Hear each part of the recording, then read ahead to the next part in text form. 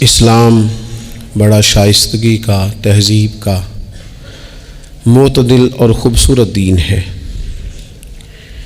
انسانی زندگی میں کوئی شخص کوئی بھی کام کرتا ہو، لیکن اگر وہ کام بے ترتیب ہو، بے ڈھنگ ہو، غیر منظم ہو، تو اس کام کا سارا حسن ضائع ہو جاتا ہے۔ اسلام یہ چاہتا ہے کہ ہر کام ترتیب سے کیا جائے، مرتب کر کے کیا جائے، منظم انداز سے کیا جائے۔ انسان اپنی زندگی میں عبادت سے لے کر تجارت تک اپنی زندگی کے ہر شعبے میں نظم و ضبط کا مظاہرہ کرے۔ اگر چیزیں نظم و ضبط سے ہٹ جاتی ہیں، قاعدے سے ہٹ جاتی ہیں، تو کوئی بھی کام ہونے کے باوجود بھی لطف نہیں دیتا، فائدہ مند نہیں ہوتا۔ ہم یہ دیکھتے ہیں کہ مسلمانوں نے بہت ساری چیزوں کو بے ترتیب کر لیا ہے۔ ہماری زندگیوں میں ہر چیز ہے، نظم و ضبط نہیں ہے، وقت کی پابندی نہیں ہے، وقت کی قدر نہیں ہے۔ روزمرہ کے معاملات کے اندر ہم اپنے معاملات کو ترتیب سے نہیں چلاتے۔ کبھی کوئی کام کرتے ہیں تو اسے کیے ہی جاتے ہیں، اعتدال سے ہٹ جاتے ہیں، اور پھر اسی کام کو اس طرح چھوڑ دیتے ہیں کہ جیسے کبھی کوئی لینا دینا ہی نہیں تھا۔ اس سے انسان ایک بھرپور زندگی نہیں گزار سکتا، وہ وقتی اور جذباتی فیصلوں کا قائل ہو جاتا ہے۔ اس کی زندگی کے اندر ہر چیز ایک مخصوص وقت کے لیے اور ایک مخصوص ٹائم کے لیے آتی ہے، اور ایک مخصوص ٹائم کے لیے وہ چیز وہاں سے رخصت ہو جاتی ہے۔ اس میں کوئی شک نہیں کہ ہم انسان ہیں، ہمارے اندر کمزوریاں ہیں، باوجود کوشش کے بڑی جگہوں پہ غلطیاں، سستیاں، کمزوریاں رہ جاتی ہیں۔ لیکن کچھ لوگ اپنے ذہن سے کوئی منصوبہ بندی کرنا ہی نہیں چاہتے۔ ہو جائے گا، اللہ کرم کرے گا، اللہ بڑا مہربان ہے۔ بھئی یہ ساری باتیں ٹھیک ہیں، لیکن اسی کریم رب نے کہا ہے صبح اٹھو، اسی کریم رب نے کہا ہے کہ وقت پر نیند پوری کرو، اسی کریم رب نے کہا ہے کہ ان الصلاۃ کانت علی المؤمنین کتابا موقوتا، فرمایا بے شک نماز مسلمانوں پر مقررہ وقت پر فرض ہے۔ اسے اپنی ترتیب سے، وقت کے حساب سے تم نے ادا کرنا ہے۔ یہ نہیں ہو سکتا کہ تم کہو جی میری آنکھ 9 بجے کھلتی ہے تو میں فجر 9 بجے پڑھوں گا، اس کا ٹائم 6 بجے ہے تو تمہیں 6 بجے ہی فجر پڑھنی پڑے گی۔ اپنے مقررہ وقت پر چیزیں جب تک نہیں رہیں گی تب تک رضائے الہی کا حصول بھی ممکن نہیں ہوتا۔ ہم چونکہ غیر منظم زندگی گزارتے ہیں، بے ترتیب زندگی گزارتے ہیں، تو اس لیے بہت سارے کام جو کرنے کی ہم پوزیشن میں بھی ہوتے ہیں وہ کام بھی ہم سے ہو نہیں پاتے۔ ایک تو بہت سارا مسئلہ لوگوں کا یہ ہے کہ کل کر لیں گے، انشاءاللہ ہو جائے گا، آپ دعا کریں ہو جائے گا، آپ فکر نہ کریں ہو جائے گا۔ اس کا معنی کوئی نہیں نا، اس کا مطلب کوئی نہیں۔ آپ کیا کہہ رہے ہیں؟ آپ کہیں میں نے شروع کر دیا ہے، اب دعا کریں۔ آپ یہ کہیں کہ میں نے پوری کوششیں لگا دی ہیں، آپ اچھی امید رکھیں اللہ سے، لیکن آپ سٹارٹ ہی نہیں کر رہے اور آپ کہہ رہے ہیں دعا کریں۔ یہ کیسے ہوگا؟ جب تک نظم و ضبط کا، آداب کا، حدود کا، قاعدے قانون کا پورا خیال ہی نہ رکھا جائے۔ حضرت سید فیض الحسن شاہ صاحب رحمۃ اللہ تعالیٰ علیہ فرماتے ہیں کہ ایک خاتون بڑی عجلت پسند تھی، جلد باز تھی، تو اس کا شوہر اس کی چیزوں سے بڑا پریشان تھا، جلدی میں آدھا کام کرتی تھی، آدھا کام خراب کر دیتی تھی، تو اکثر آ کے کہتی تھی دعا کریں بڑا مارتا ہے۔ اگرچہ اس کا مارنا پھر بھی درست نہیں تھا، لیکن وہ دیہاتوں میں آپ کو پتہ ہے نا، بعض لوگ بڑی جہالت کا مظاہرہ کرتے ہیں، اس قدر زیادہ شدت کے ساتھ تکلیف دیتے ہیں کہ جو بالکل نازیبا ہو جاتی ہے۔ ایک دن اس نے آ کے کہا کہ پیر صاحب کوئی سمجھاؤ، بڑا ماردہ ہے۔ تو آپ نے فرمایا تو سنا ہے بڑی جلد باز ہے، کام نظم و ضبط سے نہیں کرتی۔ کہنے لگی جی دیکھیں جی کیا نظم و ضبط اور کیا معاملہ، کل اس نے مجھے کہا دال پکا دو تو میں نے اس میں گھی بھی ڈالا ہے، مرچیں بھی ڈالی ہیں، پیاز بھی ڈالا ہے، لہسن بھی ڈالا ہے، ہلدی بھی ڈالی ہے، بس ذرا جلدی میں نے دال ہی تو نہیں ڈالی۔ تو یہ کو مارنے والی بات ہے؟ ہر شے ہے، ایک شے ہی نہیں۔ ہمارے ہاں بہت سارے لوگ ایسے ہیں جو جلدی میں اصل کو ہی بھول جاتے ہیں۔ وہ کہتے ہیں باقی میں نے سارے کیے، کوئی رہ تو نہیں نہ گیا، سارے کیے، ایک ہی نہیں نہ کیا، اور بھائی جو اصل تھا وہ تو رہ گیا۔ نظم و ضبط، قاعدہ، قانون، جب تک ہمارے اپنے اندر، میں دوستوں سے کہہ رہا تھا پھر کہتا ہوں، میرے اسلاف فرمایا کرتے تھے جو والد تہجد نہ پڑھے اس کے بچے فجر نہیں پڑھتے۔ والد کو جب تک وہ سحری میں سجدہ ریز نہیں دیکھیں گے اتنی دیر تک آپ ان سے 1.5-2 گھنٹے پہلے اٹھیں گے تو پھر وہ اٹھیں گے۔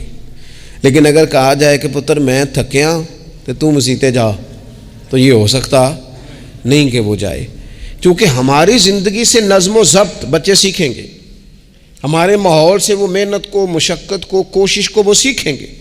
اگر ہم اپنے ماحول میں نظم و ضبط نہیں لائیں گے تو آنے والی نسل کے اندر نظم و ضبط منتقل ہو سکتا، تو اس کے منتقل کرنے کے لیے ضروری ہے کہ پہلے ہماری زندگی کے اندر نظم و ضبط۔ آپ دیکھیں شریعت اسلامیہ نے ہر کام کا نظم و ضبط بنایا ہے۔ نماز اللہ کی عبادت ہے نا، بستر سے اٹھ کر سیدھا مسجد میں آ کے جہاں آپ کا جی چاہے نماز پڑھنے کی اجازت نہیں ہے۔ آپ اٹھیں، آپ کا لباس پاک ہونا چاہیے، آپ نے وضو کیا ہوا ہو، آپ کو سمت قبلہ کا پتہ ہو، آپ کا منہ کعبہ شریف کی طرف ہو، جس جگہ آپ نے نماز پڑھنی ہے وہ جگہ پاک ہو، آپ کا لباس پاک ہو، وقت کا تعین ہو، نماز کے آداب آپ کو آتے ہوں، آپ بیت اللہ شریف کی طرف رخ کریں گے، کانوں تک ہاتھ اٹھائیں گے، آپ ان ہاتھوں کو منظم طریقے سے باندھیں گے، وقت پر رکوع کریں گے، رکوع میں کمر سیدھی ہونی چاہیے۔ آپ رکوع سے اٹھیں گے تو ایسے نہیں کہ کوئی بات نہیں اللہ قبول کر لے گا، جب تک آپ کی کمر پوری ٹھیک نہیں ہوتی رکوع سے اٹھتے وقت آپ کی نماز مکمل نہیں ہوتی۔ آپ سجدے میں جائیں گے تو پیشانی جمنی چاہیے، ناک جمنی چاہیے، آپ کے پاؤں کی انگلیاں زمین پر لگنی چاہیے۔ آپ جب تک پوری ترتیب سے نماز نہیں پڑھتے، رب کی عبادت ہے نا، کریم بھی بڑا ہے نا، مہربان بھی بڑا ہے نا، غفور بھی بڑا ہے، لیکن اگر مرتب طریقے سے نہ پڑھو تو وہ تو نماز قبول نہیں کرتا۔ نبی پاک صلی اللہ تعالی علیہ وسلم کے سامنے آ کے ایک شخص نے نماز پڑھی، عبادت کی ہے، آیا ہے، جھکا ہے، لیکن عبادت بھی بے ترتیب بھی نہیں، بے ڈھنگی نہیں، غیر مرتب نہیں، غیر منظم نہیں، ایسے نہیں کہ جیسے مرضی کر لی۔ اس نے آ کے نماز پڑھی تو حضور نے اس کو دیکھا اور نبی پاک علیہ السلام نے فرمایا تیری نماز نہیں ہوئی، دوبارہ پڑھ۔ اس نے دوبارہ پڑھی۔ یہاں تو لوگ ناراض ہو جاتے ہیں۔ ایک دفعہ طالب علمی کی بات ہے، میں ایک جگہ نماز کے لیے وضو کر رہا تھا تو ایک صاحب نے وضو کیا، بڑی جلدی میں آئے اور جلدی میں وضو کیا تو ان کا ایک ٹخنا خشک رہ گیا۔ تو میں نے ان کی خدمت میں بڑی، چونکہ بزرگ تھے، بڑے تھے مجھ سے، میں نے بڑی عرض کی، میں نے کہا وہ آپ کو خیال نہیں رہا آپ کا ٹخنا خشک ہے؟ وہ کہتے ہیں مولوی وہ لنگن نہ دے آجے، دیکھیں کوئی لنگ نہ جائے، تو سب قبول کرنی کہ اللہ نے۔ میں نے ان سے کہا آپ کیا کام کرتے ہیں؟ کہنے لگا میں کپڑا بیچتا ہوں۔ تو میں نے کہا اگر آپ کا 1000 روپے والا گز کپڑا ہو تو کوئی شخص کہ کوئی عرض نہیں، چل مہربانی کر 300 کا دے دیتے ہو؟ کہنے لگا نہیں جی ترتیب سے ہی بات چلے گی۔ تو میں نے کہا یہ بھی ذرا ترتیب سے ہی چلے گی، اللہ نے کہا ہے کہ اس طرح کر کے پڑھو تو پھر میں قبول کروں گا۔ تو اگر وہ رستہ ہی آپ نے اختیار نہیں کیا، نبی پاک علیہ السلام کے سامنے اس نے نماز پڑھی، حضور کے سامنے، نبی پاک رحمت للعالمین ہے نا، حضور سے زیادہ کو پیار کرنے والا تو نہیں نا۔ نبی پاک نے تو نہیں فرمایا چل میرے سامنے پڑھی ہے تیری قبول ہی قبول ہے، حضور نے فرمایا تیری نماز نہیں ہوئی دوبارہ پڑھ۔ اس نے دوبارہ پڑھی، حضور نے فرمایا تیری نماز نہیں ہوئی دوبارہ پڑھ۔ اس نے 12 پڑھی، 3 دفعہ پڑھی، پھر حضور کی بارگاہ میں آیا تو نبی پاک علیہ السلام نے فرمایا جب تو رکوع کرے تو صحیح کر کے رکوع کر، جب تو سجدہ کرے تو صحیح کر کے سجدہ کر، اور جب تو قیام میں کھڑا ہو تو ایک منظم طریقے سے کھڑا ہو۔ فرمایا اس اعتدال، اس نظم و ضبط سے، اس ترتیب سے نماز پڑھ، امید ہے خدا کے فضل پر کہ وہ تیری عبادت کو قبول فرمائے گا۔ نظم و ضبط ہی نہیں ہے۔ رمضان شریف کا روزہ بڑا مہربان ہے نا اللہ، اپنے بندوں کو کسی قسم کی کسی مشقت میں مالک ڈالتا نہیں، لا یکلف اللہ نفسا الا وسعہا۔ لیکن آپ یہ نہیں کہہ سکتے کہ میری آنکھ چونکہ صبح 9 بجے کھلی ہے تو مجھے تھوڑی شریعت گنجائش دے دے کہ میں تھوڑی سی روٹی کھا لوں پھر نہیں کھاؤں گا مغرب تک، یہ گنجائش نہیں ملے گی۔ نظم و ضبط ہے، ترتیب ہے، اس کا قاعدہ ہے، اس کے اصول ہے، اس کا ضابطہ ہے۔ سحری میں اٹھیں گے آپ، اگر آپ کی آنکھ نہیں کھلی ہے تو آپ کی اجازت چلی گئی، وقت ختم ہو گیا۔ آپ بے ترتیب ہوئے، آپ غافل ہوئے، آپ نے کیوں لمبی نیند کی، آپ کیوں وقت پہ نہیں اٹھے؟ زکوٰۃ ہے، آپ کو ٹائم دیا گیا ہے کہ اضافی رقم آپ کے پاس ہو، آپ کے اخراجات سے زیادہ ہو، کس منظم طریقے سے زکوٰۃ فرض کی گئی ہے، اور یہ وہ نظم و ضبط ہے جس سے بندے کو تکلیف نہیں ہوتی. یعنی آپ کی ضروریات سے زیادہ مال ہو، اس مال کی قیمت 7.5 تولے سونے کے برابر یا 52.5 تولے چاندی تک پہنچ جائے، پھر وہ کل پہنچ گیا تو آج زکوٰۃ فرض نہیں، اس پر سال گزر جائے، پھر بھی وہ سارا نہیں دینا، اس میں سے 2.5% دینا. نظم و ضبط سے اللہ تعالیٰ نے توفیق دی نا جب بیت اللہ شریف کا حج کرنے کی. تو میں واپس آیا تو مجھے ایک طالب علم نے پوچھا، اس نے کہا کہ اس کا خیال تھا چونکہ اللہ کے فضل سے ہم خانقاہی لوگ ہیں تو بعض لوگوں کا خیال ہوتا ہے کہ شاید کوئی بہت انوکھی بات اور انفرادی بات ملے گی، تو خانقاہ شریف میں یا طریقت میں یا اہل تصوف میں باتیں انوکھی نہیں ہیں، باتیں روٹین کی ہیں. بس وہ یہ کہتے ہیں کہ ذرا ان کو درد سے ان پر عمل کرو، اپنے دل میں اس کا نفاذ کرو، روح میں اتارو.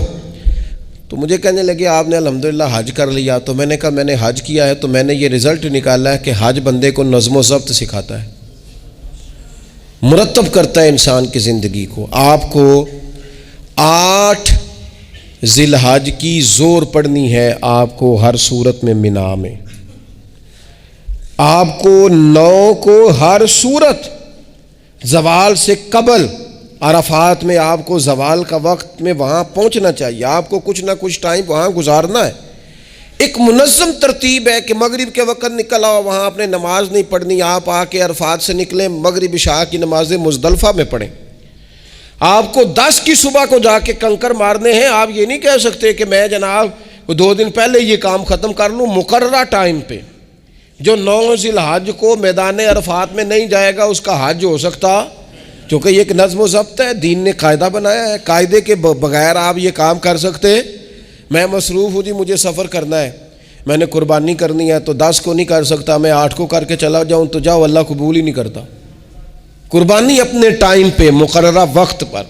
نظم و ضبط پوری عبادات اسلامیہ میں آپ دیکھ لیں، نظم و ضبط ہے، اصول ہے، قاعدہ ضابطہ ہے.